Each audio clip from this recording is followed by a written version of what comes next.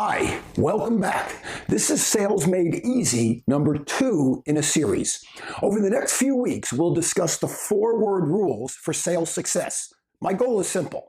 I want to provide you with easy-to-implement tools, tactics, and techniques to improve your business.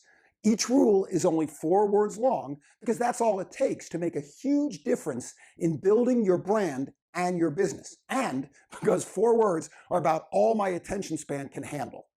Last week, we discussed rule number 1, shut the heck up. If you missed it and you want to start from the beginning, just point your browser to bruceturkel.com/blog and click on the video link. While I'm convinced that rule number 1 is the most important thing you can do in most sales situations, it's not lost on me that you need to get yourself into those situations in the first place. And that's why you need rule number 2. Whether you're trying to get a face-to-face new business presentation or your goal is to reach out to reporters and bloggers to get them to write about you, you need a strategy. The one I've found to be most successful is a lot easier and often a lot more fun than you think. But first, a story. My little advertising agency had just landed a whale of a client. We turned a small marketing assignment we did for the Sawgrass Mills Shopping Center into a full AOR, that's Agency of Record, relationship for 3 of the parent company's 4 properties: Sawgrass Mills in Fort Lauderdale, Gurney Mills in Chicago, and Franklin Mills in Philadelphia. It was a real coup. But even with that great David and Goliath story, I couldn't get the advertising press to write about us and our huge success. At the same time, one of the big New York agencies won the account for MillCorp's 4th property, Potomac Mills, in Washington, D.C.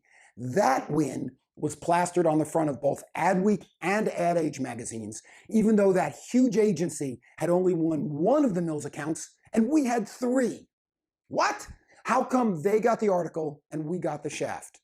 Not knowing how to fix this situation, I called a good friend of my father's, who was the president of Miami's most important public relations firm.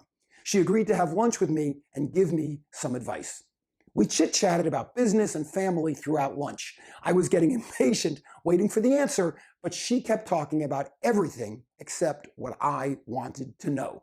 Finally, the check came and she was ready to go. But before she got up to leave, she scribbled a few words on a napkin, folded it up, and slid it across the table to me. Here are the 4 magic words to getting PR and business, she said.